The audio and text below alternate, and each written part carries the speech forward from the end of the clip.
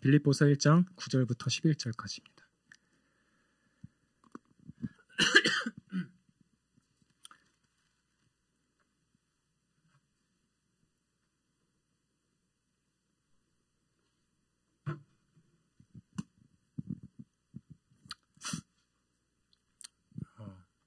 제가 읽어드리겠습니다. 하나님의 말씀을 들으십시오. 내가 기도하노라. 너희 사랑을 지식과 모든 총명으로 점점 더 풍성하게 하사 너희로 지극히 선한 것을 분별하며 또 진실하여 허물 없이 그리스도의 날까지 이르고 예수 그리스도로 말미암아 의의 열매가 가득하여 하나님의 영광과 찬송이 되기를 원하노라. 다시 한번 읽겠습니다. 내가 기도하노라. 너희 사랑을 지식과 모든 총명으로 점점 더 풍성하게 하사 너희로 지극히 선한 것을 분별하며 또 진실하여 허물 없이 그리스도의 날까지 이르고 예수 그리스도로 말미암아 의의 열매가 가득하여 하나님의 영광과 찬송이 되기를 원하노라. 아멘. 네, 뭔가 굉장히 오랜만입니다. 실제로 그렇죠? 네. 네.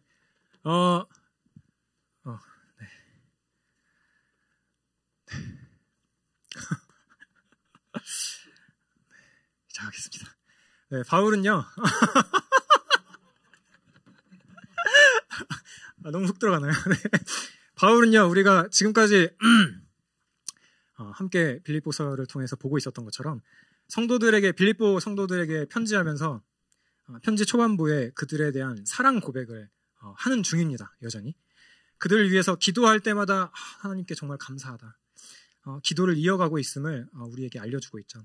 저번 시간에 또 살펴봤던 것처럼 우리 안에 착한 일을 시작하시니까 그리스도 예수의 날까지 이루실 것들을 확신한다라고 고백하면서 은혜에 함께 참여하게 된 성도들을 격려하기도 합니다.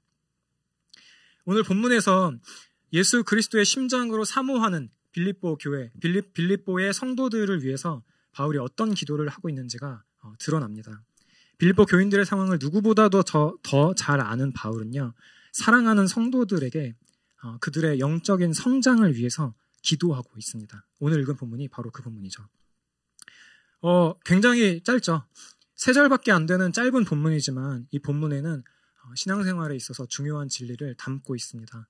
지식과 총명이 사랑을 풍성하게 하고 분별하여 그리스도의 날까지 이루고 예수 그리스도로 인해 의의 열매가 가득하여 하나님께 영광을 돌리기까지, 어떻게 보면 신앙생활의 최종적인 목적지까지 관통하는 그러한 기도라고 볼 수 있습니다.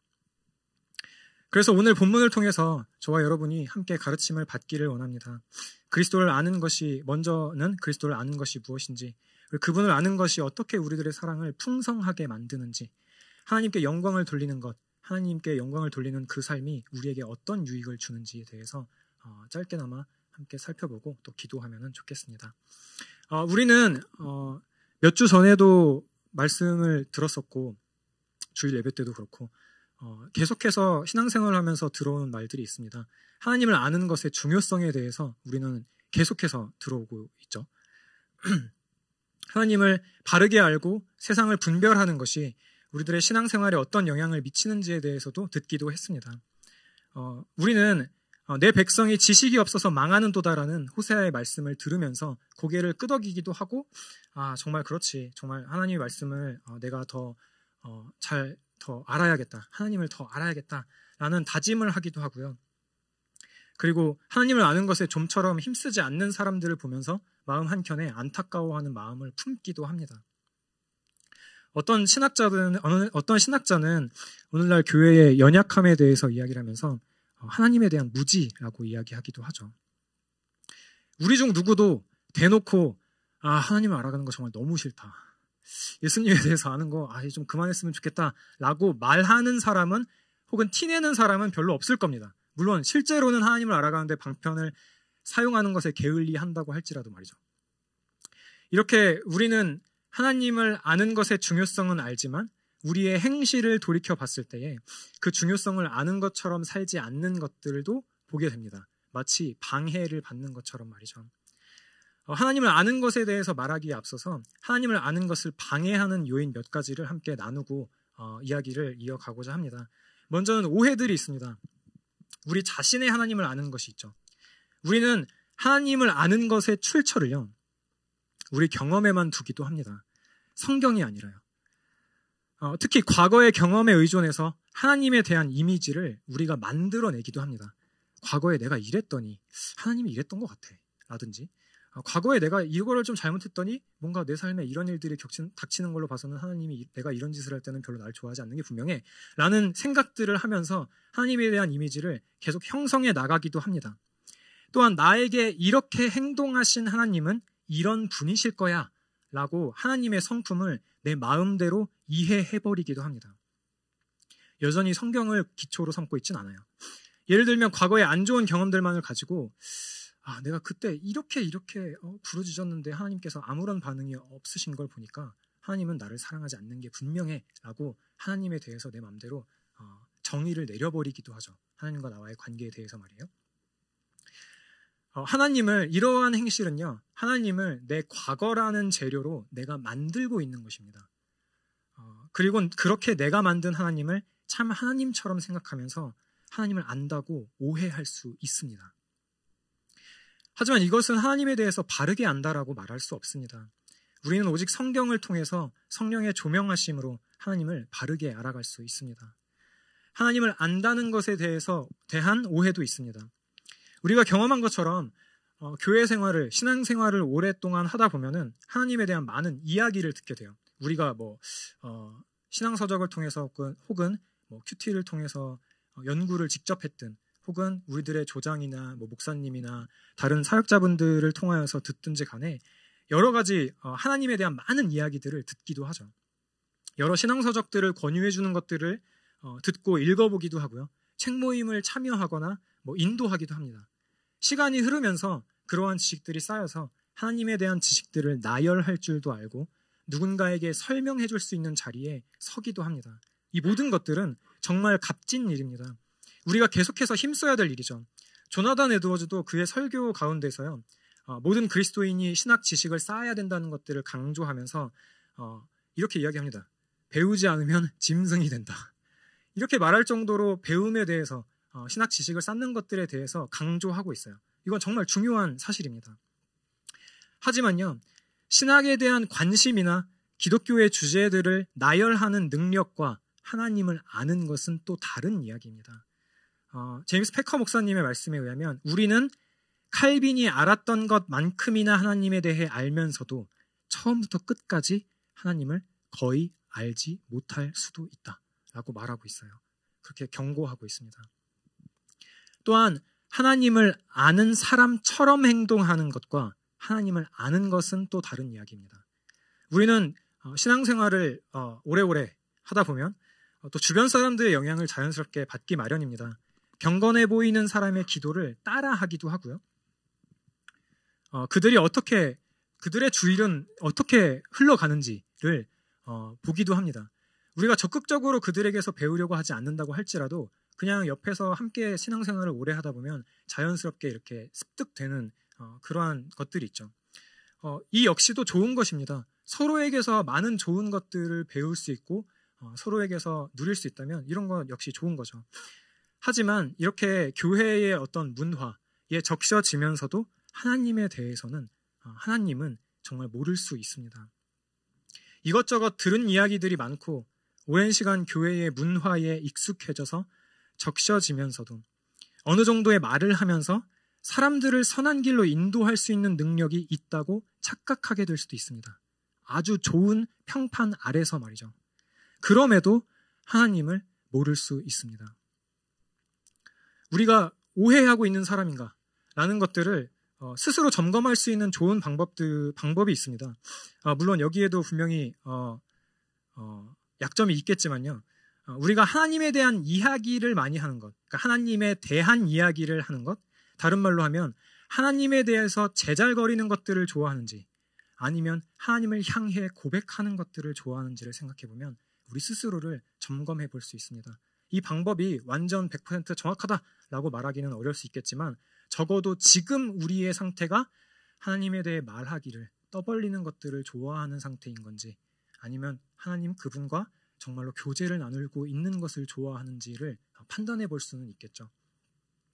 또 하나님을 아는 것, 그리스도 예수를 아는 것을 방해하는 또 다른 요인은요, 우리 안에 쉽게 작동되는 어떤 마음입니다.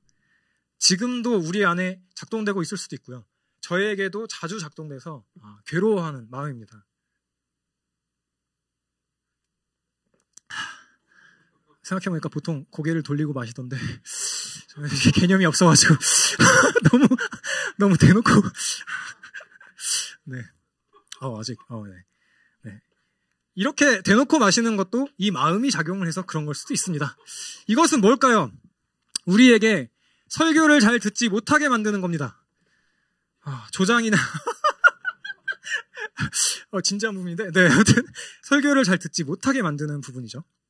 그리고 조장이나 다른 성도들의 신앙적인 조언을 듣지 못하게 만드는 그러한 마음입니다. 아마 여러분들도 한 번쯤은 가져봤을 법한 그런 마음입니다. 이것은요, 다 안다라는 마음입니다. 나 그거 다 알아. 뭐 한두 번 들어봤어. 내가 지금 시간교회를 몇 년을 다녔는데. 이런 마음들. 저거는 전혀 새롭지가 않네. 어떻게 이렇게 새로운 말을 단 한마디도 안 할 수가 있지? 저 사람의 저 말은 내가 내 조언에게 했던 말이라고. 그런 마음들, 그렇게 다 안다라는 마음들이 우리들의 마음을, 우리들의 생각들을 지배하게 되면 더 이상 배울 것이 아무것도 없습니다. 이와 같은 교만은요, 우리로 하나님을 아는 것을 심각하게 방해합니다. 더 배울 게 없다고 여기게 만들고요. 스스로 귀를 닫아버리게 만들어요. 아무리 옆에 있는 사람들이 앞에서 설교자가 외친다고 하더라도 들리지가 않는 거죠. 교만은 귀만 닫게 만드는 게 아닙니다. 입도 봉해버립니다. 다 안다라고 생각하는 사람들은요, 하나님께조차 구하지 않습니다. 하나님, 당신을 더 알기를 원합니다. 당신을 아는 지식을, 참으로 당신과 교제를 나누기를 원합니다라고 말하지 않아요.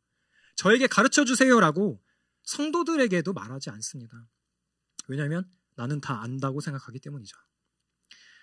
하나님을 더 알아가는 것에 대한 두려움도 우리가 하나님을 아는 것을 방해합니다.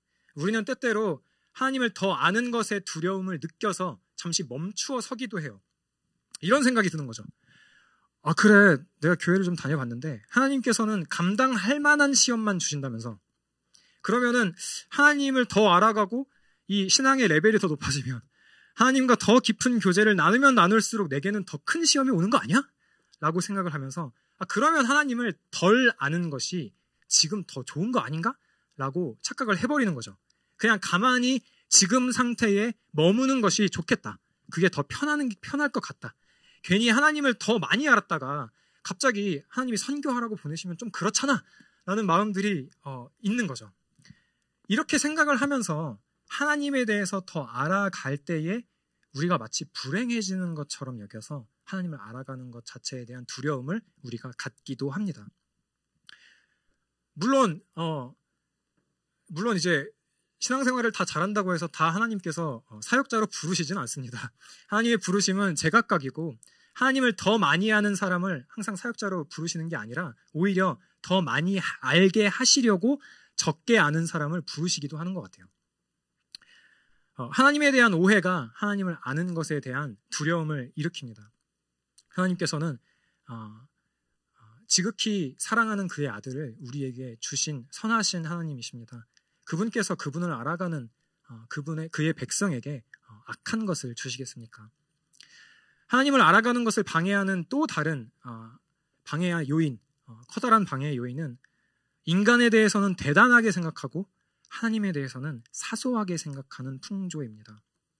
우리는 하나님을 믿는다라고 하지만 하나님이 내 곁에 계시다라고 생각하는 데에는 뭔가 생각의 한 단계를 더 거치게 됩니다. 하나님이 저 멀리 떨어져 있는 분인 것처럼 생각해버리곤 한단 말이죠. 이런 생각들은 도대체 어디서 온 걸까요? 우리가 이렇게 우리는 하나님이 우리 곁에 계신다라는 것들을 배웠지만 우리가 그것들을 느끼기까지의 어려움을 느끼는 것, 어려움을 겪게 되는 그 한 단계, 생각의 한 단계는 우리가 어떻게 알게 된 걸까요? 여기에 우리가 하나님을 계속 알아가야만 하는 이유가 있습니다. 우리는 하나님을 알아가지 않는다고 해서 아무것도 배우지 않는 존재가 아닙니다. 아무것도 안 하는 존재가 아닙니다. 가만히 있다고 해서 어느 것에도 영향을 받지 않는 존재가 아니라는 것입니다. 우리는 우리가 듣는 것, 보는 것들에 영향을 받습니다. 듣고 싶지 않아도 우리에게 들리는 것들이 분명히 있죠. 그런 것들로 인해서 때때로는 몇 마디 안 되는 문장과 단어들로 인해서 우리들의 신앙이 흔들리기도 해요.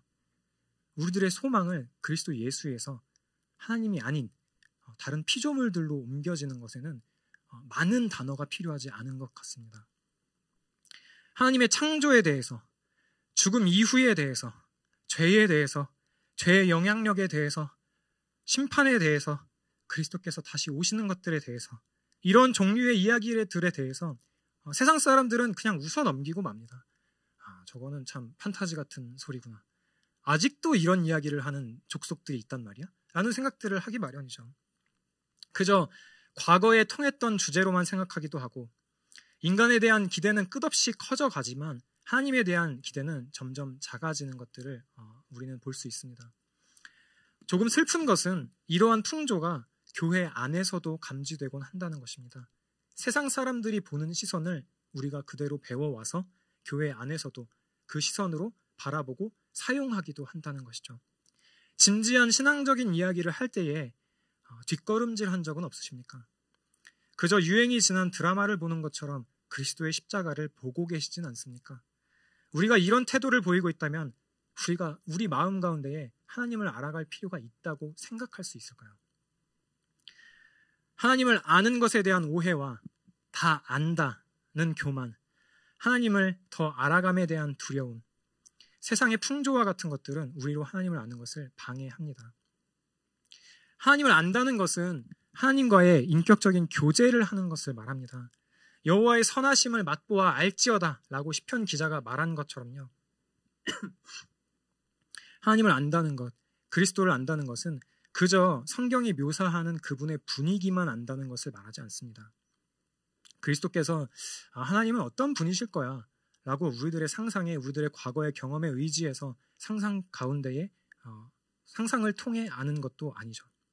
다른 사람이 말하는 하나님을 듣는 것, 그것을 하나님을 안다라고 하지도 않습니다. 전인격적으로 그리스도와 교제하는 것을 말합니다. 바울이 본문에서 사용한 지식이라는 단어는요, 표면적으로 아는 것을 말하지 않습니다. 그저 슬쩍 보고 아는 것, 그저 다른 사람들이 하는 이야기들을 듣고 아는 것, 그 정도의 수준의 알을 이야기하고 있지 않습니다. 한층 더 깊이 아는 것을 말하고 있습니다. 우리가 믿는 하나님이 어떤 분인지 우리가 깊이 알 때 우리는 우리 안에, 또 우리 공동체 안에 사랑이 풍성해짐을 볼 수 있습니다. 우리가 믿는 하나님이 저 멀리 하늘에서 우리를 보시면서 아유 쟤들 아직도 저러고 있네? 라며 정죄하는 하나님이 아니라는 것들을 기억할 때 그분은 인간이 돼서 우리 가운데 거하시는 하나님이라는 것들을 우리가 인식하게 될 때, 예수 그리스도를 통해 우리는 하나님을 알게 되고 하나님을 만나게 될 때, 그분이 어떤 분이신지에 대해서 진짜로 알게 될 때 우리의 죄에 대해서도 깊이 알게 됩니다. 9절에서 바울이 말하는 사랑은요, 순간적으로 감정적인 사랑, 그때 끌어오르듯이 올라오는 그런 종류의 사랑을 말하거나 그냥 사랑 뭔가 따끈따끈하고 그런 식의 추상적인 사랑을 말하는 것도 아닙니다. 자기 자신을 사랑하는 자기 애를 말하는 것도 아닙니다. 바울이 말하는 사랑은요, 공동체 안에서 행하는 구체적인 사랑을 말합니다. 나중에 살펴보겠지만 2장에서 말하는 그 사랑이 바로 여기서 말하고 있는 사랑이죠. 그리스도를 안다는 것, 그분과 교제를 나누고 그분의 아름다움을 본다는 것은요, 우리를 하나님을 향한 사랑만이 아니라 이웃을 향한 사랑으로 이끕니다.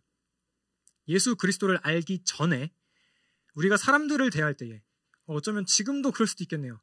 내가 이용할 수 있는 대상, 내가 짓밟고 더 높이 올라가기 위한 수단으로 보는 시선을 복음은 바꾸어 놓습니다. 그렇기 때문에 우리가 아직도 그런 시선에 머물려고 할 때 우리는 괴로운 것이죠. 이웃을 하나님의 형상으로 보고 나 자신과 같이 회개하는 죄인으로 보는 것. 그리스도께서 십자가를 지신 이유가 나만을 위해서가 아니라 옆에 이웃을 위해서임을 인식하게 되는 것. 그것이 복음이 하는 일들입니다.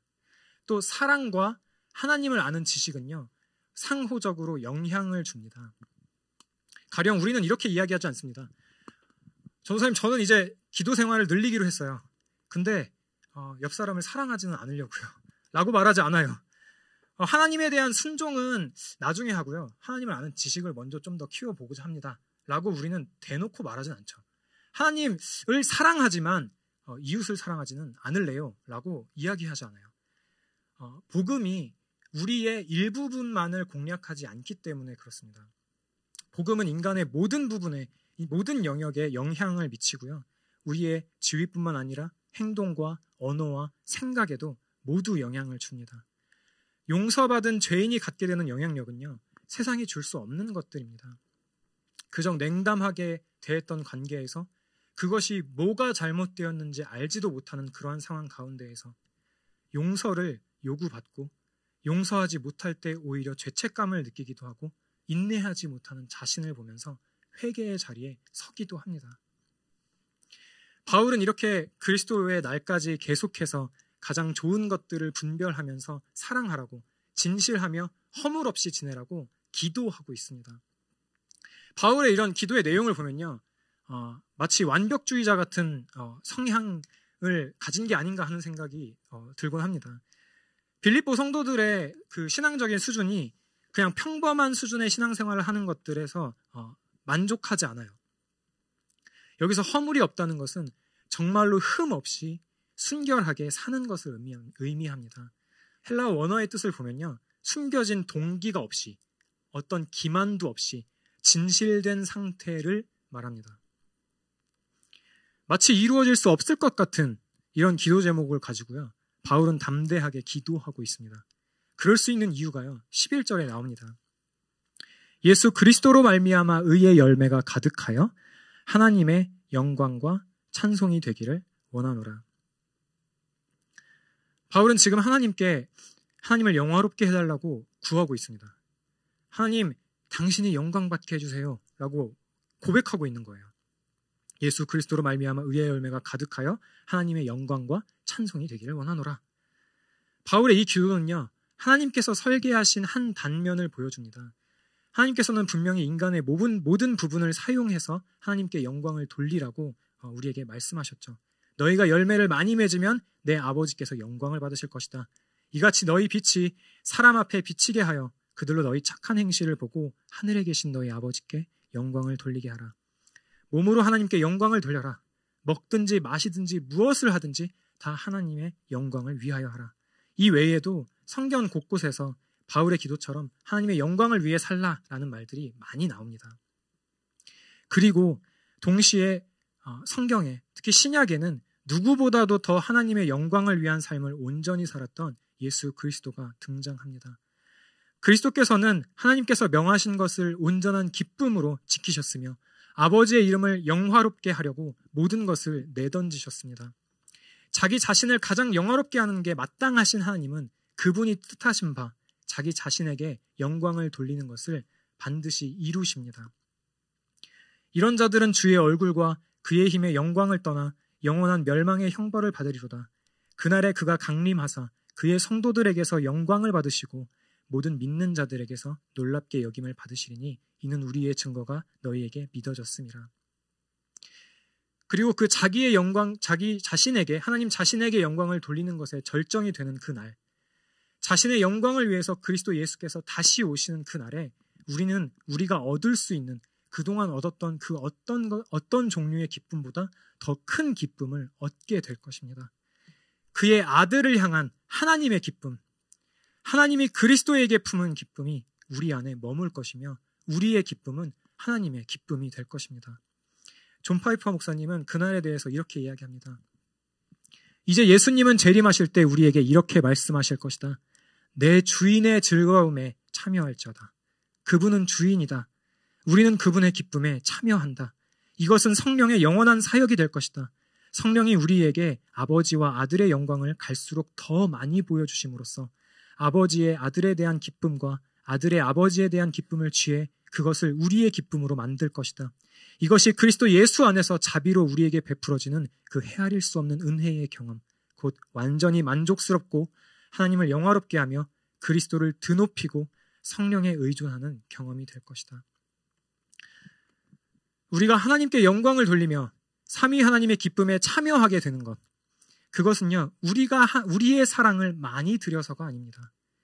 우리가 하나님을 영화롭게 하는 모습에 하나님께서 감동하셔서도 아닙니다. 우리가 주께서 정하신 그 날에 내 주인의 즐거움에 참여할지어다 라는 주님의 음성을 들을 수 있는 유일한 근거는요, 성부 하나님을 온전히 아시며 이 땅에서 진실되고 흠 없이 사신 예수 그리스도 때문입니다. 그분이 우리 대신 하나님의 진노를 받으시고 십자가에서 죽으심으로 그분이 이루신 모든 것들을 저와 여러분에게 덧입혀 주심으로 인해 저와 여러분은 그 기쁨 가운데로 초대된 것입니다. 그리스도께로 나오십시오. 다 같이 기도합시다.